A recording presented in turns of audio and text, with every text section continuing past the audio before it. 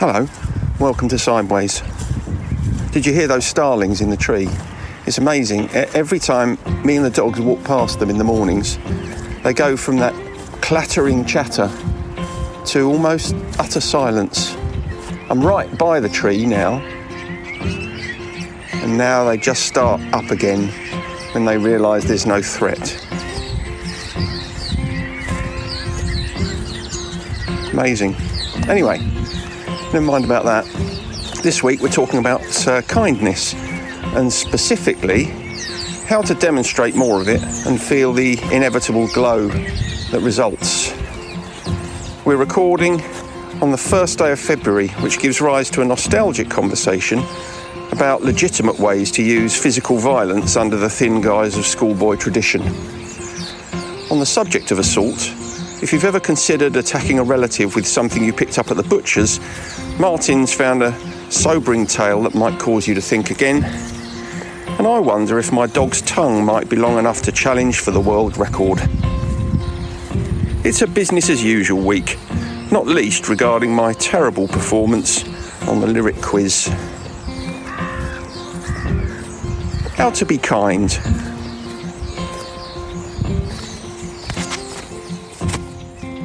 Good morning. Good morning. How are you doing? I'm all right. How are you? Yeah, I'm all right.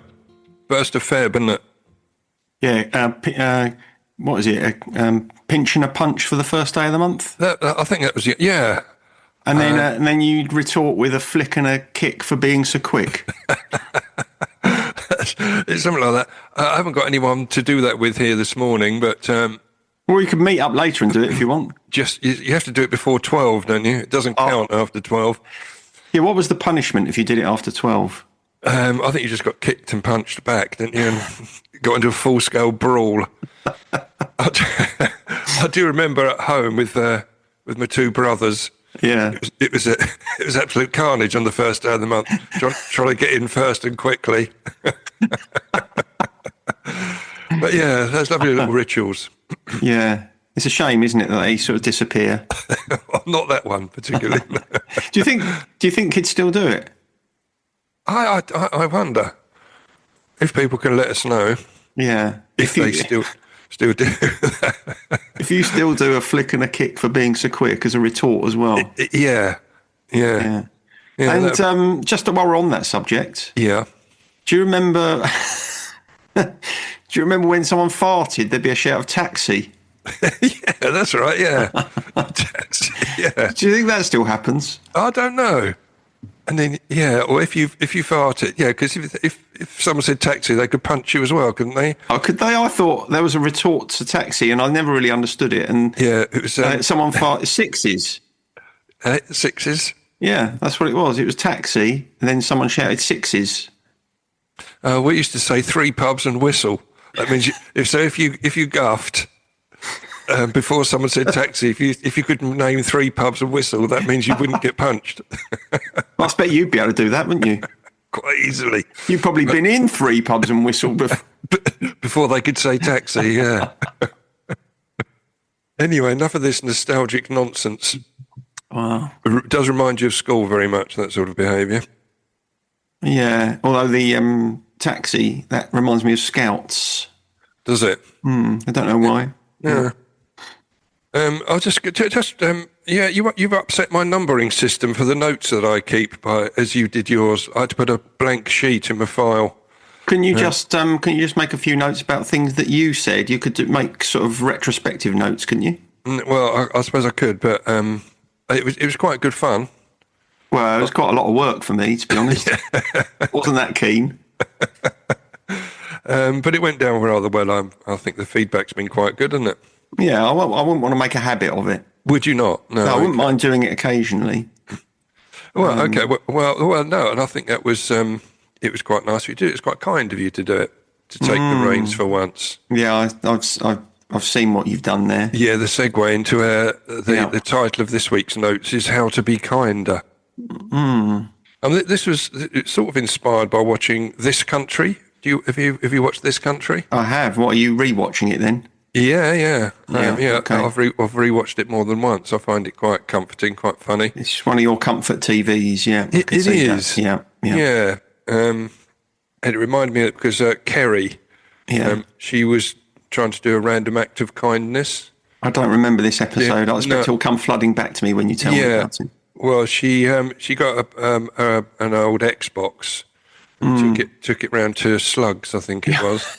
Yeah, that's right. God rest his soul. Yeah, quite. And took it round to him, and as a random act of kindness, because she'd heard that he's broken. He's broken. Yeah. He handed over, and he wasn't happy at all. He wasn't grateful in any shape. No, he just took it and shut the door, didn't he? He did, and when she went back to find out what was going on, and he said, well, no, mine was an Xbox. It was a later edition that had gone wrong. I've got one of those that you just given me still in the garage. So it didn't land well, but it was an honest attempt. Yeah, I mean, there's a couple of salutary lessons about kindness in there, aren't there? Which I expect you'll come on to talk about. Yeah, well, I hope so. If not, we'll come back to it. Let's loop back to it later and see if you do. Yeah, okay. Jot that down then. I'll remember it. Don't worry. You remember it anyway. Anyway, before we start, do you remember a couple of episodes ago we talked about vacant Guinness World Records? Yeah. You gave me a couple of options, didn't you? I did. Well, this week I found that Aussie and his French Bull Mastiff cross had just beaten the world record. This is one that you can't get involved in, okay? Okay. Just beat the world record for the longest tongue ever on a dog. Wow. This is not Ozzy Osbourne. This is a different Aussie. This is a different Aussie. But may well have been named after him. He used to like sticking his tongue out. Not as much as Gene Simmons from Kiss. Yeah. He had a lot. But this dog had a tongue just over 7.8 inches. So that's a hell of a tongue, isn't it? Yeah, that does sound quite long. Although dogs' tongues are quite long. I think Daisy's got a pretty long tongue. I mean, you say I can't get involved in it. I reckon I might be able to enter Daisy. You could do. We're trying. I suppose it's trying to measure it, isn't it? Yeah, I'm not sure how happy she'd be about that. No, well, the previous record apparently was just over 5 inches, so it wasn't. Smashed then. Yeah, so went right by it. Where does the measurement of a tongue begin from? That's what concerned me, because if you try to get right to the back of that, it'd make you gag with the tape measure, wouldn't it? Perhaps there's a special device for tongue measuring. Measuring, especially on dogs, because they're a bit snappy. They can be a bit snappy if you upset them, can't they? Yeah, that's right. You'd want someone that they really trusted, wouldn't you? Yeah, you would. Yeah. So I wouldn't. There certainly wouldn't on a bull mastiff. I don't think I'd get anywhere near it, really. I'd let it go, wouldn't you? Yeah, I might have a look later on at Daisy's tongue with my tape measure. See if it's worth me, bothering the Guinness World Record people. Probably not, but she'd be quite happy, wouldn't she? To her she'd be all right with quite it. Passive, isn't she? Yeah, give her a couple of gravy bones. She'd be all over it. There's a headline I quite liked. And it was Florida teen arrested after allegedly bashing mum with pork chop during drunken argument. You would bash someone with a pork. You certainly wouldn't bash your mum with anything anyway, would you? I don't think so. I'm just wondering. I mean, have you ever bashed anyone with meat? No, I don't think so. Mince would be no good, would it? No, fall flat. Yeah, I don't know. Pork chop. I wouldn't have thought. They're not very big, aren't they? You wouldn't get much sort of purchase on the bone. I reckon a leg of lamb or something like that. Yeah. If you really wanted to go for something. Yeah, so she hit her with was it cooked one or raw? Do we know? It didn't actually say, but the cops observed food residue on the mum's shoulder, which was consistent with her statement. So he's banged her right. There's pork chop residue on her shoulder. But I'm not quite sure how far it went. But in the end, because apparently he could have gone to court and he could have got up to a year in jail. Really? Yeah, or go on a 26-week batterers intervention program. Right, so. What, for hitting someone on the shoulder with a pork chop? Yeah. See, I can't imagine, cooked or raw, I can't imagine that being clonked on the shoulder with a pork chop would be that painful. No, I don't know if perhaps he clocked her around the face and there's residue fell off onto her shoulder. Yeah, that's possible, isn't it? Yeah, we don't know. I only saw the headline. I didn't look at the the actual article I itself. wonder what prompted him to choose a pork chop. Do you think that's what was to hand? I suspect, yeah, availability. Yeah. So I suppose at the time of that row, which presumably was a precursor to the assault, it's quite fortunate for him in a sense that they were having pork chops. I mean, they'd been having something else that didn't lend itself to assault. No. I suppose it could have been more insulting if, certain religions don't like pork, do they? That's true, yeah. So that if you'd attacked someone of a certain religion with pork, that would have been even more insulting, wouldn't it? Yeah, that's true, yeah. And right at the other end of kindness is what we're talking about. Yeah, that's not kind at all, is it, hitting someone with a pork chop? It's I mean, that's not something I'd even consider. I've never considered it and won't be practising it henceforth. No. Anyway, shall we go on to the subject matter? Yeah, go on. Stop us wittering. Yeah. So, how to be kinder. There's sort of 6 points. 6 Great. points. Let's have a look. Got 7 or 8, actually. Oh, Yeah, okay. I've just looked over my notes. It went on to page 2, so I was just having a quick look through. Now, the first one to start, if you want to be kinder, I mean, some people perhaps don't want to be, but if you do want to be kind, I think most of us do, don't we? We like kindness, don't we? Oh, I think so, yeah. Yes, it's probably underrated, isn't it? I think so. The first point is to practice active listening. Now, this is a group we run at work sometimes, especially if we're noticing people are getting a little bit rowdy in the groups or talking amongst themselves and that sort of thing. Yeah.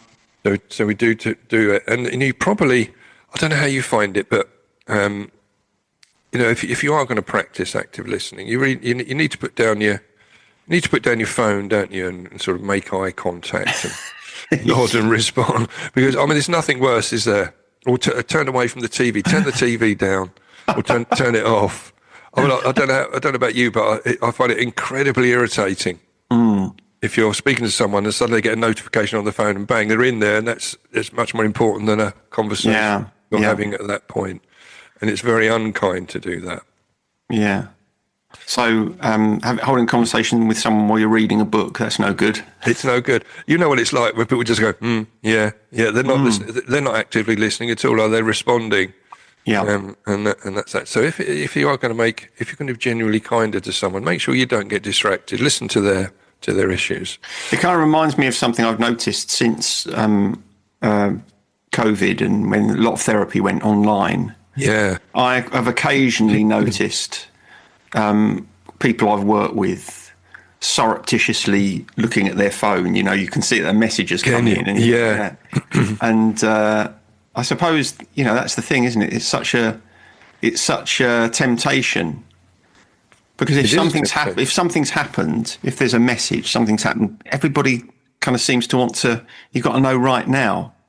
What is it? What's happened? Whereas, of course, when we were growing up, the only chance you got of hearing about a message was when you got in and you could look at the pad by the phone that your dad had scrawled on. And there wasn't any more the sense of urgency about it then, particularly. No, you didn't miss stuff. No, so perhaps it was easier to be. Perhaps it was easier to be an active listener in those days. Perhaps it was, but I mean, you can imagine. I'm just imagining the scenario where you're doing a video call with one of your clients and you can see them looking at their phone. I mean, how does that make you feel? I mean, it makes you feel undervalued, doesn't it? It makes you feel... I mean, I suppose it depends on the context. I think sometimes that's kind of why I mentioned the sort of, it's almost an instinctive response, isn't it? Something comes in and we're kind of drawn to it immediately. I've got my phone sitting here, but I'm on Do Not Disturb. I know. Do you remember the days when your phone used to be constantly going off when we were recording? I do. And I have it on silent now, and it's away from me, so there's no temptation. Precisely my point. So it's not so much a criticism of people that are doing that and the way it makes me feel. It's more if you don't remove those sorts of distractions, then your opportunity to actively listen is compromised, isn't it? Well, it is. I mean, imagine if someone says, "Oh, can you just pop round? I'm feeling a bit low. I just wanted to have a chat." And you go around and sit doom scrolling on your phone all the time while they're chatting away. It's really bad, isn't it? That's really unkind. Yeah. So be kinder. Put your phone to one side. Turn off the telly. Yeah. Active listening. I think people sometimes underestimate what that takes because the active part of it is about being demonstrably aware of what is happening. Yeah. So when someone's talking to you, not just going through the motions, but demonstrating that you are listening to them and understanding what they're saying. Yeah. I think we've perhaps lost the habit of doing that. I think we have, and I think people do feel valued, don't they, when they're being truly heard? That's it, like that. Not good nodding, good responding. We'll come on to sarcasm in a minute. So, just a little tip. There's a little tip at the end of each of these points as well. Oh, is there? Right. So next time someone shares something with you, pause before responding, reflect on what they said, and ask a thoughtful follow-up question. So it shows you. And what do you think of that tip, then, Martin? I think it's a rather good one to do. Don't you? It's a rather nice way of building trust and deepening anyone's relationship. Yeah. The next point 2, was showing empathy.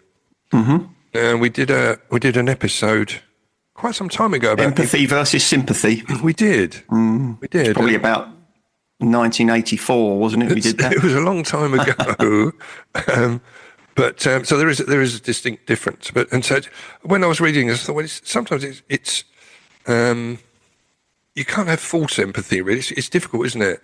Can you foster empathy? Do you think, or is it a case of because? What do you mean? Are you asking whether it's just something that naturally occurs or not? Yeah, I mean, if you try and imagine walking in their shoes, for example. Exactly. Yeah, I think you can foster it. I think you can. You can give it a bit of a boost, can't you? I think you can intend to show empathy. Yeah. I mean, I guess there are some people who can't show empathy, psychopaths, for example. Yeah. But yeah, I think most of us can, if we want to, as you say, see something from someone else's perspective. Yeah. Then it's possible to foster empathy. Yeah. Yeah, I think so. The tip on this is if someone is upset, instead of offering solutions right away, say something like, that sounds really tough, and I'm here for you, because it's not about offering solutions straight away. Often, is it? It's just being kind to them and hearing them out. Yeah, and that is, I think, it's one of the things that people find most difficult.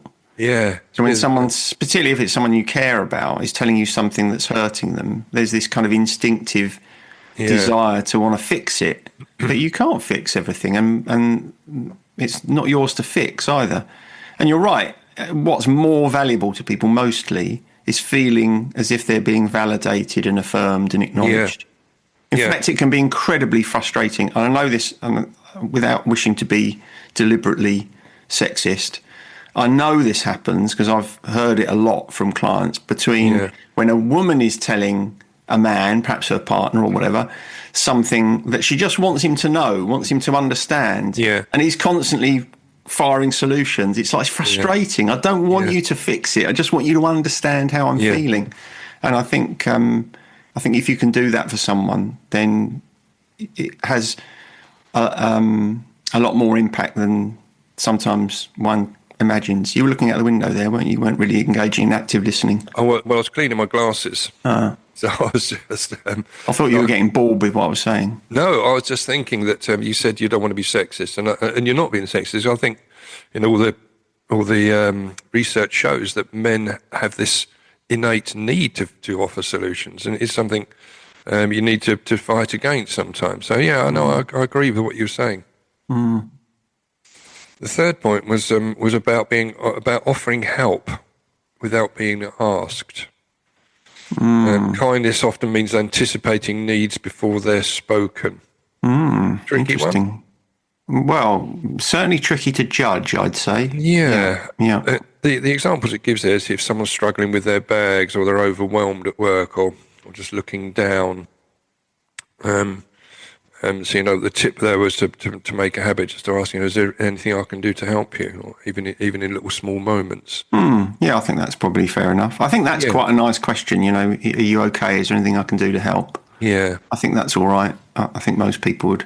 I don't think it extends as far as forcing an old person across a road because they happen to be loitering near the curb.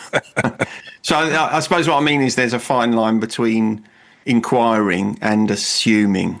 Yeah, and I think that I think in the society we live in, often if you do offer help without being asked, sometimes people think there's an agenda behind that particular act. It can also be a bit patronising and infantilising, can't it? Yeah. So I think it's quite a tricky one. So you've got to know your audience a little bit, I think, or if you can see that there's something that that you can probably tell that they'll really appreciate some help. Yeah, or even if you don't know if they'll appreciate some help, I think the inquiry is, in most situations, obviously there'd be some, perhaps it's not a good idea, but in most situations, I think inquiring after someone being okay is nice. It's quite, then if someone says, no, I'm fine, thanks, and just leave it, right? Yeah. There's no, I mean, you were offered help, weren't you, when you were given a lower fee to get into Maidstone United Football Club? Yeah, you keep coming back to an this. OAP. Yeah. You see, that was an assumption, and it could have caused offence, couldn't it? It could have done. Whereas in actual fact, it just caused hilarity. It did cause hilarity, and it saved me a little bit of dough. It did. But I'll tell you, it just struck me actually, where we often offer help without being asked. We all do this on quite a regular basis, is holding the door open for someone. Mm-hmm. Interesting, yeah. We do, don't we? What do you think about that? Well, I always do it. Yeah, I think it's quite a nice thing to do. I don't know if everybody likes it. And I certainly wouldn't only do it for women, which I know can be a point of aggravation. It can, yeah. I think you have to, I'm always consistent with it. And it still narks you a little bit when someone just strolls through it and doesn't acknowledge your kindness, Yeah, or where you've stopped because there's 2 lines of traffic and you've let someone through and they don't thank you. That really aggravates me. Yeah, it is. But at the end of the day, we come onto it. But not expecting something in return, I think, with an act of kindness. Yeah, that's right, because it's conditional, then, isn't it? Yeah, it is, and that is one of the points I want to come on to. But the fourth point was using kind words, because they words we know can uplift or wound, and sometimes it can be difficult. Some people that you'll come across them where their intentions are right, but they communicate it badly. They use words which are perhaps not as perhaps a bit more nuanced than you'd need and open to interpretation. So again, it's talking about giving compliments really and thanking people, and speaking gently to people. I mean, if someone opens the door for me, I always say thank you. That's kind, and that completes the contract almost, doesn't it? So just a little tip on using kind words. Make it a goal to give one genuine compliment a day to a colleague or a stranger or a loved one. That feels a bit. I don't like, doesn't it? Yeah, that's right. I don't like the, as you say, the forced nature of that. No, isn't it? Surely it's better to make sure you recognise where thanks are due, or it might be appropriate to. Yeah, that's the word I was going to use. Appropriateness is much more important than frequency, isn't it? It is. Yeah, I'd say so. And again, in groups, we do talk about receiving compliments. Yeah. Because that can be, some people bristle, don't they, if they receive a compliment. It really doesn't fall very well with them. Or people discount them, Or discount them. Yeah, and we often talk about that in groups about, if you discount it, you're batting back that gift that someone's given you, really, isn't it? There's something. There's another aspect to that I think we don't think about. So and I imagine this happens a lot in recovery, if people are, told, oh, thanks for saying that. That was really helpful. That really, and they, oh, don't worry about it. It's nothing. Yeah, you're right. They're batting a gift back, but they're also denying the person who offered it the gift, because when you show kindness to someone and it comes from your heart, it feels amazing when you do something kind and it's received. So if it's discounted or rebuffed or pushed back, then the person who offered that in good heart is also denied the opportunity to feel good about it. Yeah, no, I agree. It's a bit like, I think we may have used this as a conundrum. If someone gives you a Christmas gift and you unwrap it and it's something you really don't like, You know, you'd say, "Oh well, that's lovely. Thank you very much." Exactly. You wouldn't. Yeah. You wouldn't, and that's sort of giving a gift, and you acknowledge the gift rather than bat it. But you wouldn't just say, "Oh, that's rubbish. I don't like that," and pop it to one side. I know kids do sometimes if they get clothes at Christmas when they want to Socks, expecting a toy. Yeah.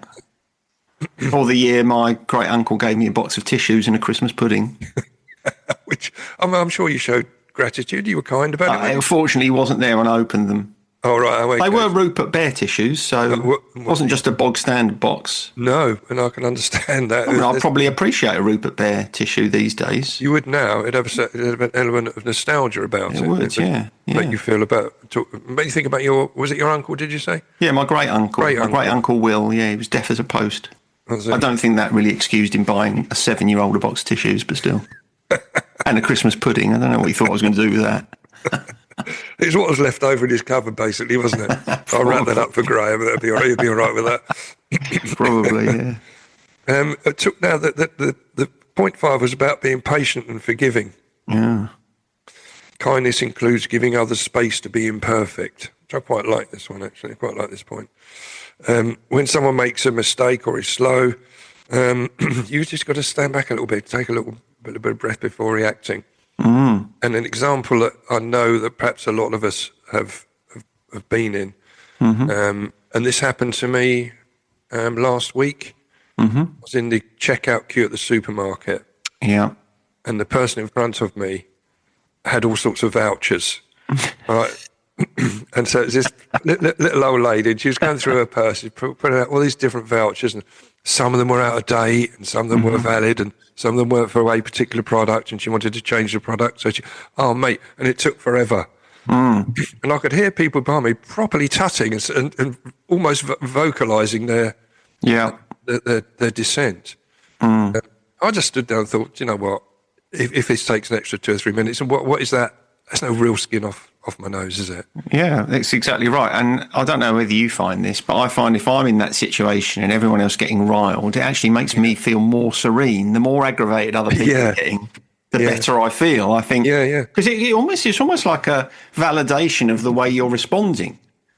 It's like saying, look, all these people around me are getting annoyed. Their blood pressure's going up. They're getting stressed. And I'm just, as you say, what's it going to take? 5 minutes? What's that? Doesn't matter, does it? No, it doesn't. It doesn't. I mean, having said that, there are situations probably, we would all find ourselves in some, at some moment in time where that would aggravate us.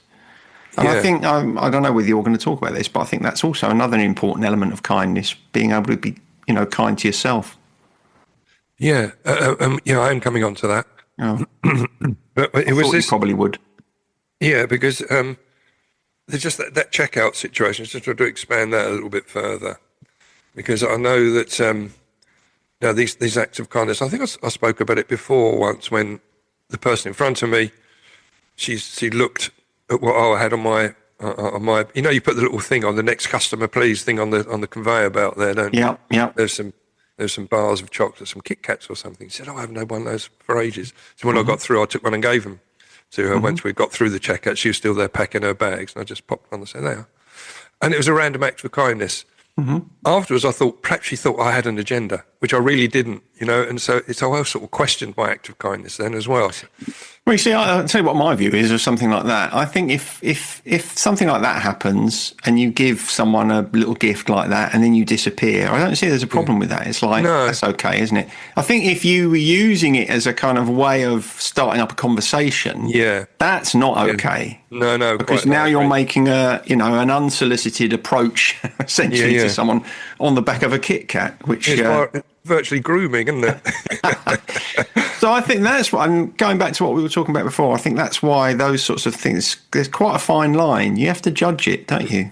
You do. And the thing that means I think most of the time you're going to be okay is if it comes from a good place in you. If you're behaving in a way that is coming from a kind of purity and a genuine kindness, then sure, sometimes you might misjudge it. Yeah. But more often than not, you're whatever you're doing will probably land quite well, I think. I think so. And I think supermarket queues are always a They're a great barometer. I always find them fascinating.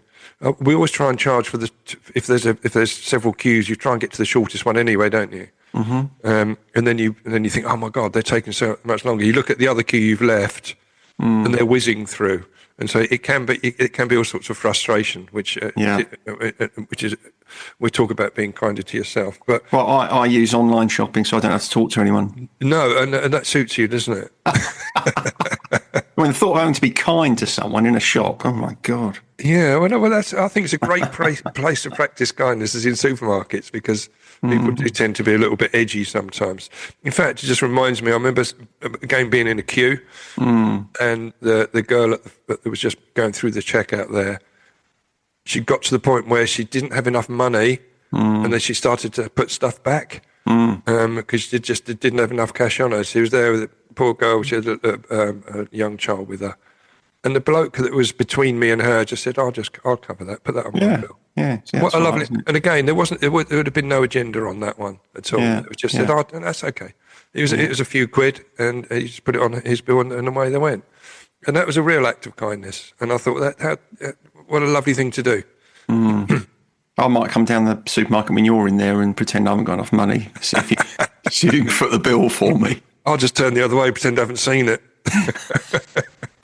Which we can all I haven't do. got enough for these 4 bottles of champagne. Yeah, I definitely wouldn't help you out there. Yeah. So anyway, supermarket queues are a great place to analyse humanity. Great. Well, at its finest and its worst. I'll take your word for that. Yeah, I do occasionally go into them. The last 3 points. So number 6 was practicing self-kindness, as we've already. Oh, good. Okay. About. Yeah. So being kind to yourself is essential. And the old phrase, you can't pour from an empty cup. I think that's the type relevant. Of kindness that people find as difficult as any a lot of the time. Absolutely. And I find that each and every day in the work. It must be true in recovery. It is. Yeah, they're quite happy sometimes to offer other advice and help to other people, and not taking it themselves. Yeah, that's all right. It's because it's the next best thing. If you're helping someone else to, stay on the straight and narrow, then you get a kind of little frisson from it, but you don't actually have to do it yourself, or particularly if you feel as if in some way you're not really deserving of it. There's my neighbour who's always wearing shorts, whatever the weather. I don't understand that. So you're looking out the window now, are you? Yeah, but I do anyway. That's just, that's just you. That's how I listen. Actually, that's how you listen. Yeah, and I think that's also important in understanding. Going back to active listening, that not everybody actively listens in the same way. Some people do. I might fiddle with a peg or look out the window at my neighbour who wears shorts all the time. Yeah, but actually, that's an indication that I am listening, not that I'm not. In fact, one of my clients once said, "You keep looking out the window. Are you listening to me?" And I said, "Yeah, that's how I listen. If I can't look out the window, I find it almost impossible to concentrate on what's being said." So a bit of diversity. Yeah, no, each to his own, and you will have your own methods. Yeah. But I was just thinking, effectively, that your neighbour's shorts are your fidget toy, aren't they? What a thought. But yeah, self-kindness. Self-kindness. I mean, it's quite tricky to. We always talk about this as self-kindness and how it, how it can reflect your self-esteem and this sort of thing. And it is, again, we often talk about self-kindness where the gratitude list and journaling comes into is a great help there. So you can jot down, the good points you feel about yourself. Well, I think one of the things that helps people to be a little bit kinder to themselves is the avoidance of being brutal to yourself. So I think we've spoken about this before. You don't have to do a 180 to be very self-critical to suddenly extolling your virtues. But even if you can just hold back on being quite as critical to yourself, if you can just pause and say, okay, I did mess that up, but I didn't do it on purpose, that sort of midpoint, I think is, for a lot of people can feel like a real step forwards in terms of, avoiding terrible, debilitating self-criticism. Yeah, no, I agree. And again, it is something we often talk about in groups, is that society looks quite looks down quite badly on people with addiction issues through the lack of understanding. They'll beat addicts with a stick.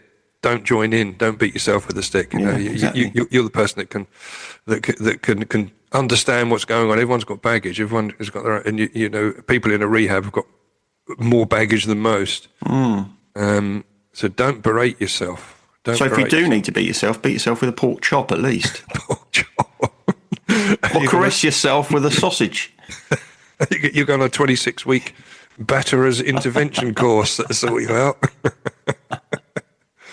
Anyway, number 7, being present. It's sort of, which encompasses a lot of what we've already talked about, really. Isn't that the same as active listening?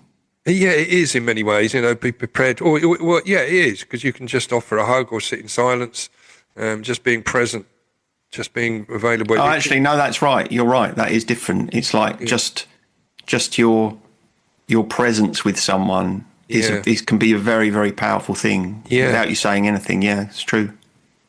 And we did one on, we talked about body doubling, didn't we, at one point, which is a very similar thing. So you're just really just there sharing the experience.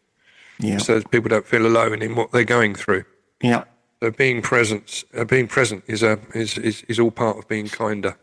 We can all practice that a little bit more. I think. Yeah, it's very difficult. People find that very difficult just to be there without doing anything, because I've seen this so many times that people fear as if they're not doing enough, that it's not impactful. But that sort of presence without feeling the need to intervene or suggest anything is incredibly powerful. Yeah. Particularly when someone's struggling with something that isn't fixable, like bereavement. Bereavement's a classic example where your presence, your kind of unstinting ability to stand with someone in their pain is incredibly powerful. Yeah. Exactly, and I think it is just that physical presence. It shows you've made an effort to be with that person. You're in the trenches with them. You don't have to say anything. You can just stand shoulder to shoulder with them. So being present is a very good way of increasing your kindness. The last one was which comes back to what we were talking about before, was a bit about giving without expecting. Yeah. True kindness is unconditional. So again, giving compliments or helping someone out, not expecting a return, but it will make you feel better that you've done it. Going back to that door opening situation. So, or letting someone in the queue when you're driving along. It's nice if they put their hazards on and to go thank you. But if they don't, I'll let it go now. I don't. I swear at them. Yeah, I do. Yeah. Is that your release of tension at that point? Yeah, I think it is. I don't know why. That's just one thing. I think that sort of rudeness really winds me up. So it does, but I'm not going to be too hard on myself for it. I mean, they don't hear it, do they? Because I'm in my car, unless of course I wind the window down and shout at them. Well, that's what I was going to come on to. If you can just let it go, it does. You don't build up resentments. I know. I mean, the only person really that's suffering in that moment is me, because they don't care. No. So, and that's why I say, I think what I have done is cultivated the ability to not be quite so hard on myself. But it's well done, because you actually have come full circle back to this country, because that was the point that I was going to make. I was going to say, the problem that Kerry had there was that she felt aggrieved that he hadn't thanked her, but she shouldn't have given it if she thought she was going to be lauded as this super kind person. That's not true. That's not real kindness. Kindness is given without expectation. No, it is valuable. Just that one little part in that program sparked off my interest in this whole area, and we built an episode out of just one line from, or one little bit from this country. Well done. I thought so. Thank you for the compliment, and I appreciate it. It's very kind of you. Although there was an element of sarcasm. Well, yeah, there was an element of sarcasm. So that's it, really. But I think giving without expecting, it reminds me a little bit of when you hear stories come through about George Michael, about how kind he was, and how much of his money. He had plenty to give away, sure, but he gave it away and did it with real dignity, where he wouldn't tell anyone. He would just help them out, and he didn't want anyone to know about it. It's only posthumously that some of these things have come to light. Do you know what that reminds me of? It reminds me of, when someone has a Just Giving page or something. Yeah. And you have the opportunity to remain anonymous or put your name down. I always wonder about that. Why put your name down? Why not just donate? Yeah. Why do you have to be visible? I don't really understand that. When you're giving someone something, what is it that means you need to be acknowledged for it? I don't understand it. Do you? Not really, but it is how social media works, isn't it? It's all about it's so that the people get upset if they don't get enough likes on their post, for example. Yeah. And so they like to be visible. They like to have something given back to them. But in a sense, they are examples of ways in which it has become more difficult to just be simply kind. Yeah. Yeah, I think without expecting something in return, Exactly. It's a very good example. Yeah. But that's about it, really. Going through these different areas, it's worthwhile taking into account some of these things. And when I was doing the notes, I think, that's something I could perhaps be a little bit better in. So I think. Where do you on balance? How would you rate your own kindness? I think I'm quite a kind person. Yeah. I think I'm pretty good. I think we all have the opportunity to be myopic sometimes and perhaps a little bit self-centered. What about work? Do you think your kindness shows a lot in your work? Yeah, I do. That's right. That's where I get the. You don't expect anything in return, but you get your own inner glow from being kind to people and passing on. When you see it land with people, when you see them taking stuff in that you're saying, and you can see them visibly grow, their recovery starting to take shape. Yeah, I do get a frisson from that.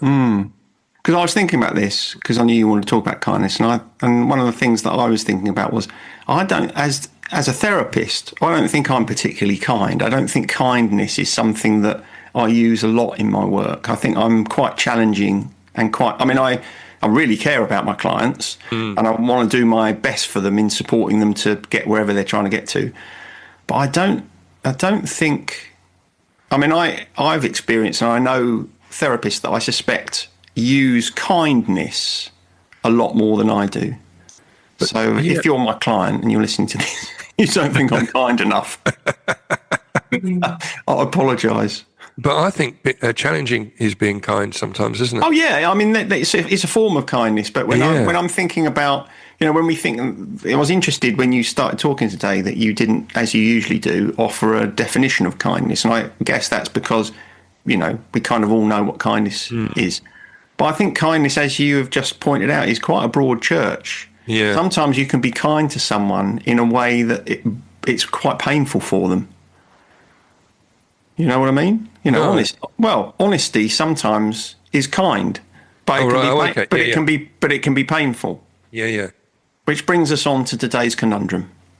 Lovely. Which you did a very nice segue there. Well it's done. not bad, was it? I didn't even plan that. Yeah, no, it's very in good. fact, it's quite similar to one that we've done before, and you've referenced it already today. But so I have perhaps slightly rehashed an old idea here, but I'm hoping that you'll be kind enough to indulge me. I will, of course. Right. I will. Here it is. A recovery group values radical honesty. A member shares something deeply personal, and you conclude in that moment that your honest reaction is likely to hurt them. Is honesty always best, or is it reasonable to sometimes prioritise kindness? That is a conundrum.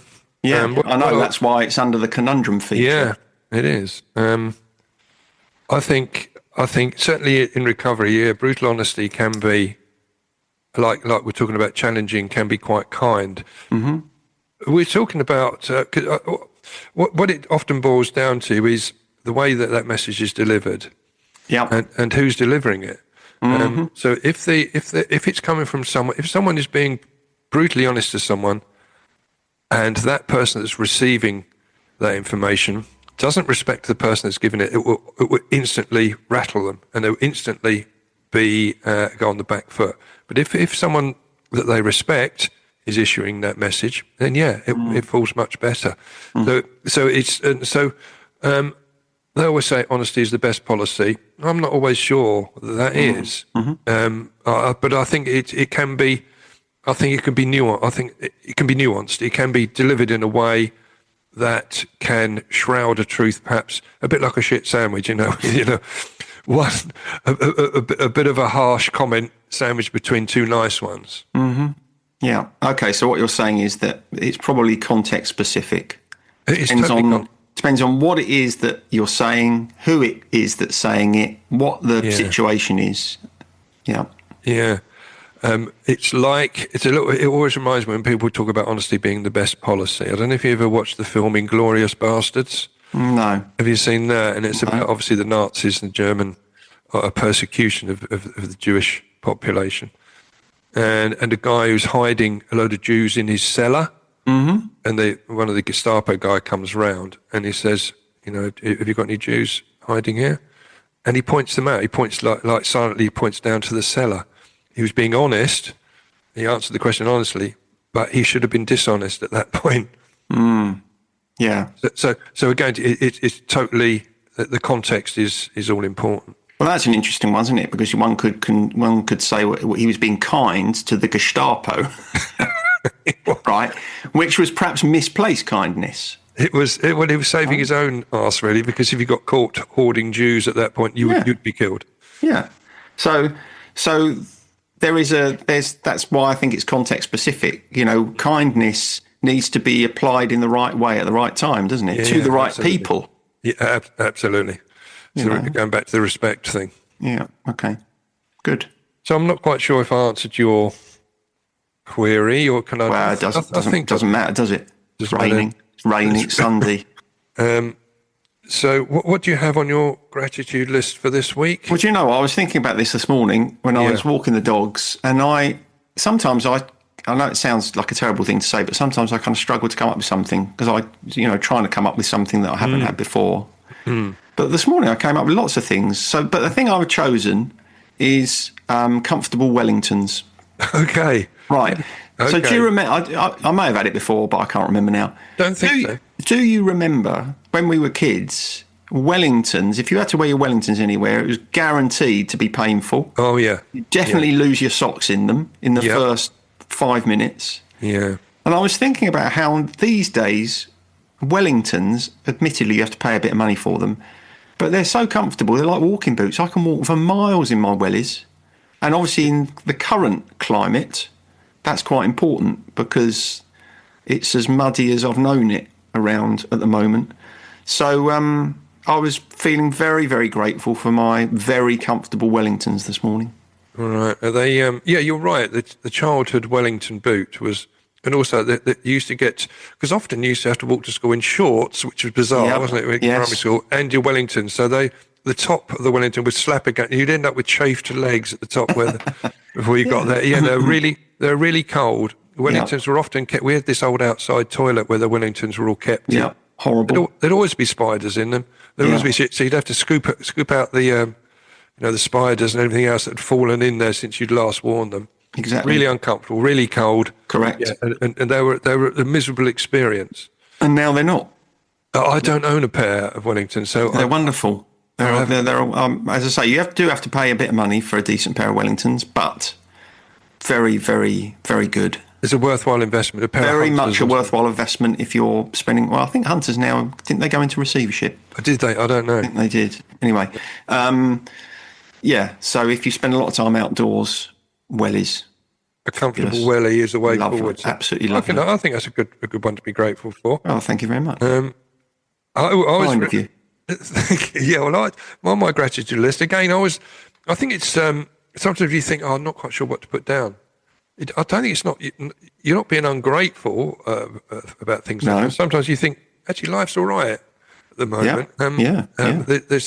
There's things you'd almost struggle. A lot of things you'd been grateful for in the past have become the norm, which I think is a good sign. But I'm grateful for, and this harks back to the days when you and I were in a band struggling to get gigs. I'm grateful for the amount of live music you can get in pubs these days. Okay. You can walk through. I went in to watch a band in Maidstone last night, and in the pub next door, there was a band going on. And on the Facebook page of Music in Maidstone, there's loads going on. And do you remember how the struggle we used to get? I know we were playing original material, and so there's no covers going on. That's what I was going to ask. Yeah, I wonder if. But we used to hawk around our cassettes, didn't we, to the pubs? Yeah, and we could spend nights and nights trying to get a gig. Yeah. Which don't you think it would have been different in our day if we played covers? Oh, yeah, well, yeah, I'm sure we'd have got plenty more, but it wasn't what we were going for, was it? No. I mean, we did do a couple of covers. But we did. But they weren't the venues. And we ended up playing in some terrible places, didn't we? Just because the Crown and Crest in Sevenoaks, you mean? Places like that, and that one over in Rochester, which I understand. I can't remember what it's called. The Good Intent. Oh yeah. Which is I saw on the news recently that's been closed down. Has it? It's been shut. We weren't. There was nothing to do with us, was it? It was nothing to do with us from the 80s. But it just struck me that if you like watching live music, there's loads to go and watch it just in a pub for free. Great. So I'm grateful for that. Well, very good. Yeah. Excellent. Okay. I'm going to go on to the lyric challenge then. Mm-hmm. So, same as ever.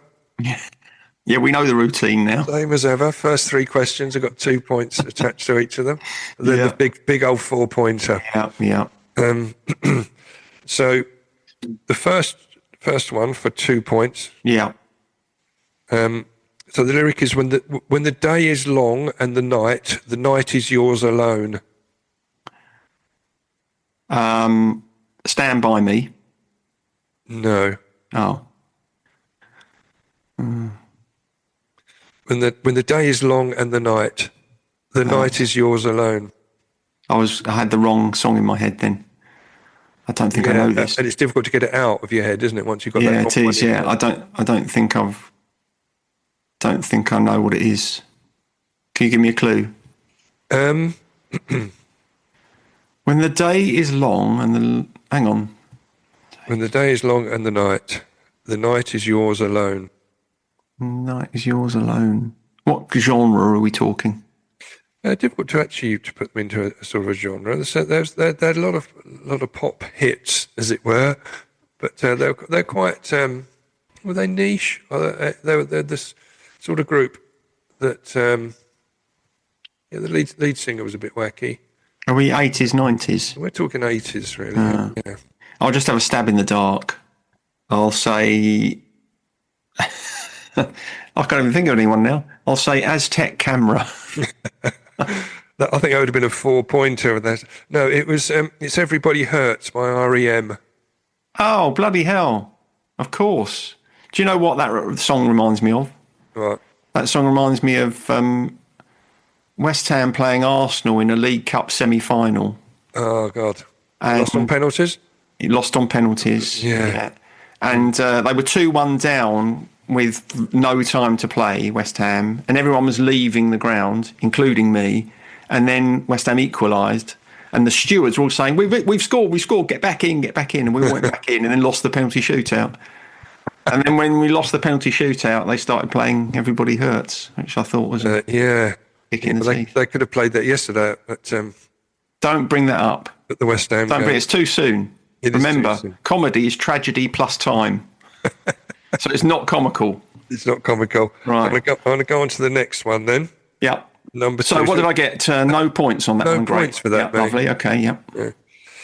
The next one is think of you in pipe and slippers. Think of her in bed. Bloody hell. Think of you in pipe and slippers. Think of you in pipe and slippers. Think of her in bed. I don't know this. It's not ringing any vague bells at all. It kind of does a little bit, but perhaps that's because of the sort of strangeness of the lyric. Think of you in pipe and slippers. Is this someone I like, do you think? Think of her in bed.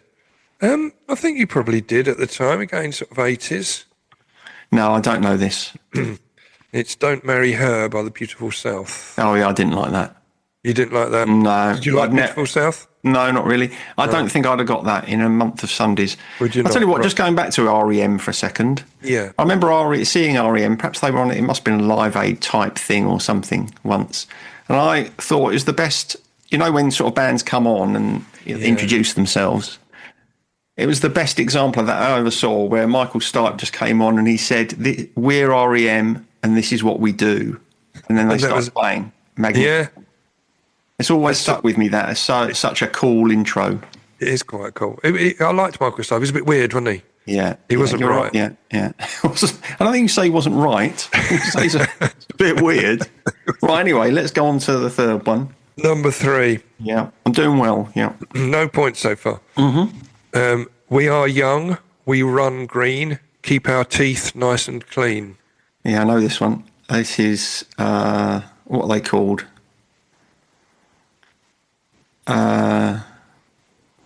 This is Supergrass. Yes. And is it called We're All Right? Yeah, I'll let you know. It's called All Right, yeah. Okay. Yeah, right. You've got a couple of points. Oh, at least I don't think I've ever gotten naught, have I? So that's quite a relief. Yeah. You have. But you might still, if you pull the full pointer off, it's still a good day in the office, isn't it? Yeah, don't patronise me. So 4-pointer. Yeah. I sing myself to sleep, a song from the darkest hour. I think I know this, but I don't know who it is. It rings a bell, but I don't know from where. I sing myself to sleep, a song from the darkest hour. What era are we talking? 80s again, really. Band I like. It might be early 90s. Is it someone I like, do you think? I don't know if you do or not. I don't really know them greatly other from this hit. I know they had other stuff and they were reasonably popular. They're sort of Britpop era, if you like. Sing myself to sleep, a song from the darkest hour. No, I'm not going to get it, I don't think. You throwing the towel in? Yeah, I think so. Go on. Who is it? I'll give you a little clue. All right, yeah. You know the people that used to run the Minstrel, the two guys? Mm. A longer version of one of their names. Yeah. Jimmy Somerville. Yeah, a longer version of Jim. Or what is Jim often short for? James. Oh, James. Oh, I know what it is. It's Sit Down. That's it. Yeah, I knew it. Yeah, I can't really have any points for that. You gave me that. So 2 points. I'm going to give you 1 point for that for Sit Down. How about that? Okay, yeah. 3 points then. That was kind of you. Thanks for the charitable point. It's a pleasure. Well, I hope you don't find it patronising. Well, I do. I feel a bit resentful, to be honest. I've pushed in front of you in the queue with my car. Now you can pay for my champagne. Okay. All right. I'm going to fold my notes like a newsreader. Yeah, that's good. Away. Very good. All right. All right. Does that make sense? Yeah. Were you going down Aldi today? No, I went in the queue. I went yesterday, and I think I went to a queue, and there was a person in front of me who was through quite quickly. Oh, that's all right then. No, I was quite grateful. You didn't have an opportunity to be kind, did you? I didn't, but I could have put on my gratitude list that I was in and out in a trice. Yeah, I'll tell you, when we get to the point where we're saying, I'm grateful this week for the supermarket queue moving quite quickly, then depending on your point of view, you could either say, well, you're really at the peak of your gratitude practice, or that we're scraping the barrel a little bit. I think so, but I think you should spend more time in supermarket queues. All right. Well, I'm going to go down to one today because I'm going to Aldi with Beth before she goes back to uni. So, because when you're standing there and the first in front is having their goods put through, you can have a look around. Oh, I like looking at what people buy and judging them for it. Yeah, well, you can do that if you like, if that gives you brings you it does. happiness. Yeah. I sort of look at all the UPFs they've got and I think, oh dear, you're going to be making yourself unhealthy with that. While I'm staring at my avocados and blueberries. It's funny if the alarm goes off when someone's going through the door. Oh yeah. Everyone looks around then, don't they, to see what's going on, see if the security man's going to be chasing after them. Exactly. Especially if they're nicking some pork chops to attack a relative. All right. Okay. Laters, mate. Laters. Bye. Bye. Sideways was created by Graham Landy and Martin Pankhurst. If you want to read more about our work or sort through the extensive archive of past episodes, just visit grahamlandywellbeing.co.uk/sideways-podcast. You can follow us on Twitter or Facebook or Instagram at Sideways Podcast, and you can email us if you have a question or if there's something you'd like us to cover. But most of all, we want to tell you how grateful we are that you come and listen, and we ask that if you've enjoyed what you've heard, that you spread the word. And we'll see you next week.